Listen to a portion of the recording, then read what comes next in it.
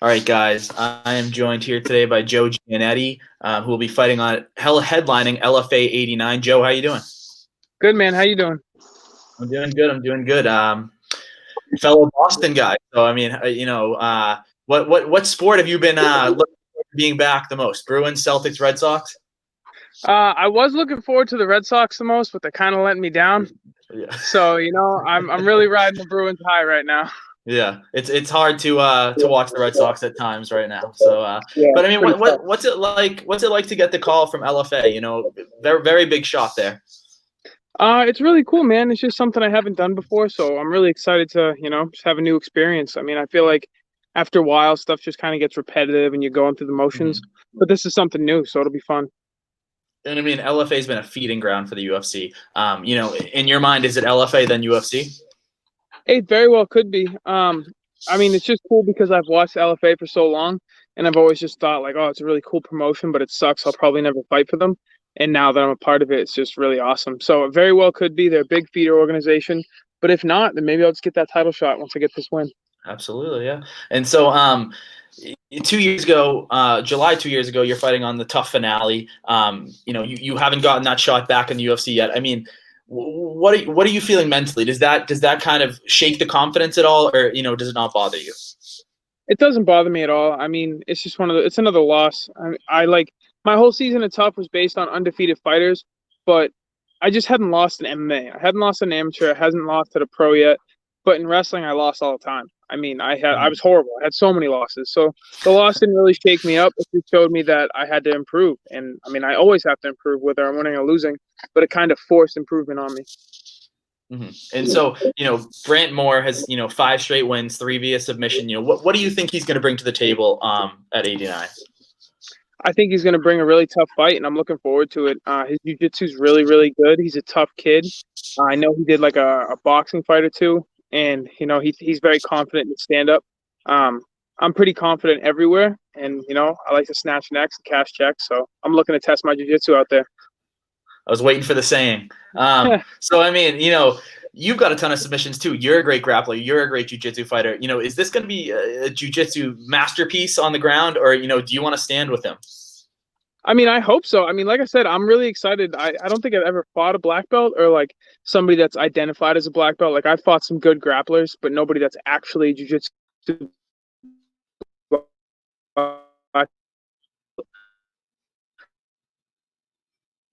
So I'm looking forward to the test. So you cut out there at the end. Can you just repeat it? Oh, I just said that if it ends up on the ground and we end up in a back and forth grappling match, with strikes, it'd be awesome. I just want to test myself. I've never fought somebody with his ranking of jiu-jitsu, so it'd be really cool. Absolutely. And so we kind of already spoke on Tough, but take me back to Tough. Obviously Daniel Cormier just had what seems like his last fight. What is the biggest takeaway you had from training with Daniel Cormier on a daily basis? Just keep working hard, man. I mean, it's just him and Khabib is like those guys, the level of work that they put in is something that I'd never seen before. I pride myself in working hard, but I didn't even come close to meeting that level that they put out, all the effort they put in. So I'm really just trying to hold myself to their standard.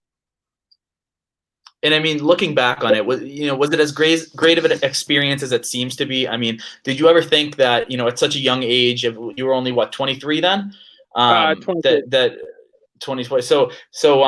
At such a young age, you're training with one of the greatest minds in MMA. Yeah, man, it's really cool.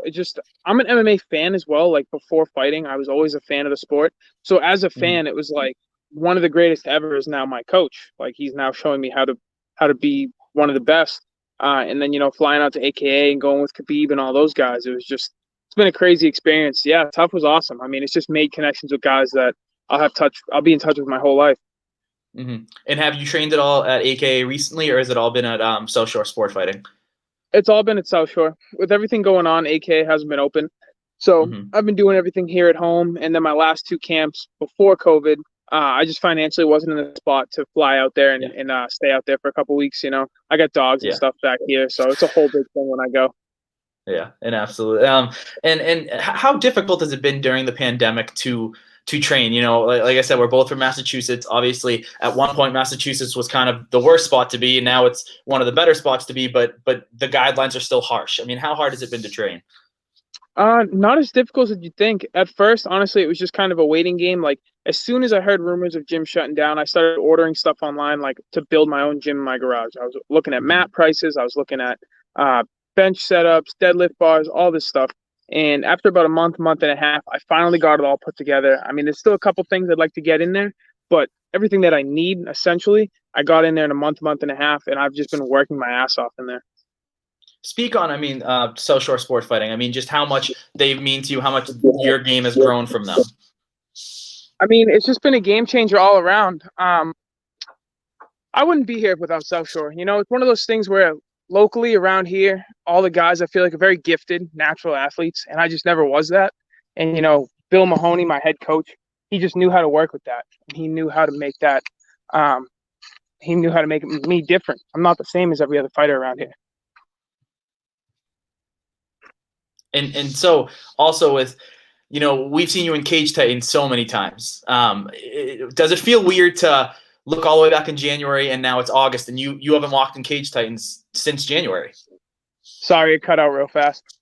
Yeah, that's right. So like South Shore is something that's made you, but also so is Cage Titans. I mean, speak on Cage Titans and that promotion, what they've done for you. I mean, it's a great promotion. My head coach from wrestling, my wrestling coach, he actually fought for Cage Titans before I was a fighter.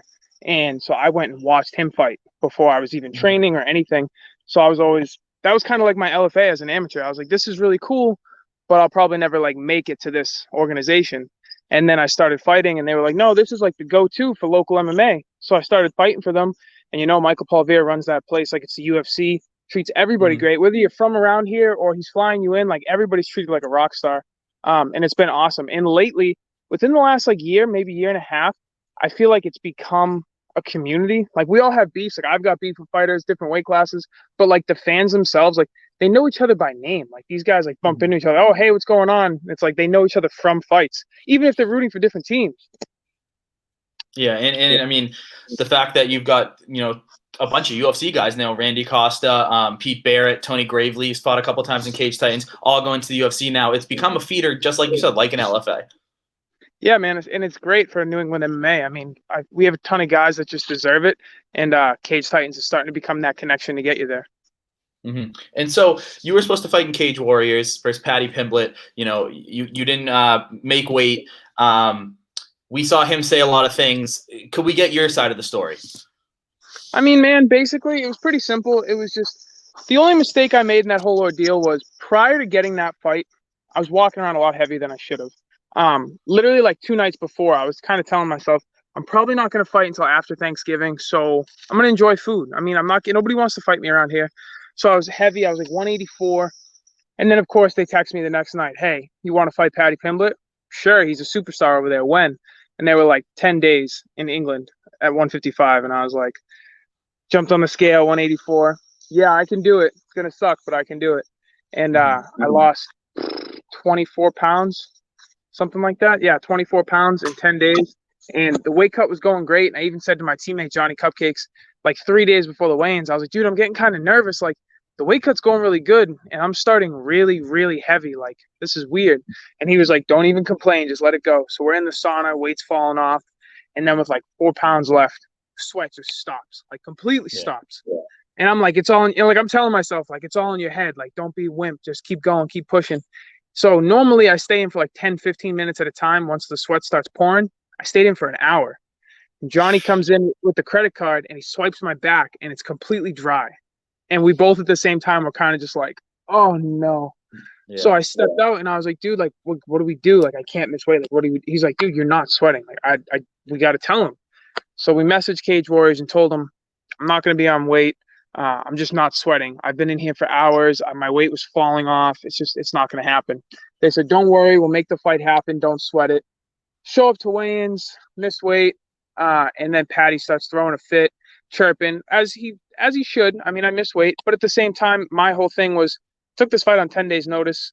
And then he started saying I took an opportunity from other people that would have taken the fight when I was informed that, in fact, nobody would fight Paddy. So that's why I took the fight. That's why I was offered the fight. And he just kept running his mouth. And so I said to him, I was like, dude, let's not pretend this wasn't on 10 days notice. And if you got all this shit to say, we can fight about it. There's no point in talking. We can just fight. And he just kept running his mouth and he didn't want to fight. And I mean, every altercation we got into, I said the same thing. Okay, let's fight. I tried everything. They were like, oh, you can give him half your purse. I was like, no, give him my entire purse. I don't want the money. I just want to punch him in the face. I tried having another weigh-in for the day of the fight. I wouldn't weigh any more than 167.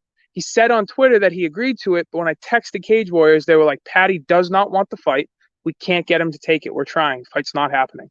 And I was like, well, then it is what it is. I mean, I can't do anything more. Yeah. And how bothersome is that you're taking this fight on 10 days notice. You've cut. He's on Twitter chirping and saying he still wants to fight you, but yet he's not there signing the contract so you can actually get in the cage. Yeah, man, it sucks because it's one of those things where it's like, had I made weight, we could have just fought, and like it is what it is. But it was just out of my control. Like I said, the only mistake I made was being heavy prior to being offered the fight. But I can't drag him in there, and that's just my whole point with him. Is like, yeah, maybe I should have made weight, but I tried. I almost killed myself to make weight on 10 days notice, and I offered you all my money. Like, what more do you want as a fighter? I mean, at that point, it's like, is 4 pounds really going to make the difference? I was dead, and I've said it to a million people. If Paddy Pimblett wanted to beat me, that was his night, because I did that weight cut so wrong and it was not healthy. It was just like, I was so weak, man. I came home and I started lifting and my numbers dropped like drastically. I was like, holy shit, he might have actually beat me if we fought. Like, I obviously felt horrible, but like technique wise and strength wise, I was like, oh, I'll break this kid. And then I got home and I was like, I'm so weak. Like, I've never been the strongest guy, but I was so weak. I was like embarrassed to be in the gym. I was like, damn. So then when he runs his mouth, I'm like, man, you had your shot. Like, maybe you would have beat me that night, but now, like, I'm in shape. I've always got time for the next fight. Like, we ever fight on a full camp, you are screwed. Yeah. And so one thing you also said during that is that it was tough to find fighters around here. Like you said, you've been on Tough. You've got a great record. You've got a lot of finishes. How hard is it to find fights on the regional scene? It's really tough, man. I mean, the biggest thing is, and I can't blame all of them. Everybody's trying to make it to the next level. Everybody wants to be in the UFC or Bellator or wherever they're trying to go. But sometimes you got to fight some of your local guys to do that. I mean, it is what it is. I mean, I don't like fighting guys that I've known and seen come up through the rankings, but it's about me getting paid and my family eating, then we're going to fight. I mean, I fought Connor Berry, who's another local guy who wanted to make it to the big show, still does. And it was just one of those things. Locals got to fight. It is what it is. And a lot of guys can't really accept that. And so, do you got a prediction for LFA 89? Going to get my hand raised. It's going to be super quick or it's going to be super dominant. I've seen the fight play out in my head a couple ways, but every way is with my hand getting raised. So if the UFC comes to you, I'm sure you're going there. If Bellator comes to you, would you go there after LFA? No. UFC just UFC? UFC or bust. All right. And so you've already kind of said this, but if UFC doesn't come right after LFA 89, would you like that title shot in LFA? I would love that title shot. I think that's something that nobody really in my area has. I don't think anybody around here has the LFA title, except for tomorrow night, actually. What is it? William De Jesus? Vinny De Jesus. Yeah. He's fighting for the LFA title. So, me and him could be the first 2 LFA champs from around here. So who knows? Yeah. Absolutely. He's a Connecticut guy. And so one last thing for you is I saw you tweet a picture last night, and are there people that actually don't call those munchkins?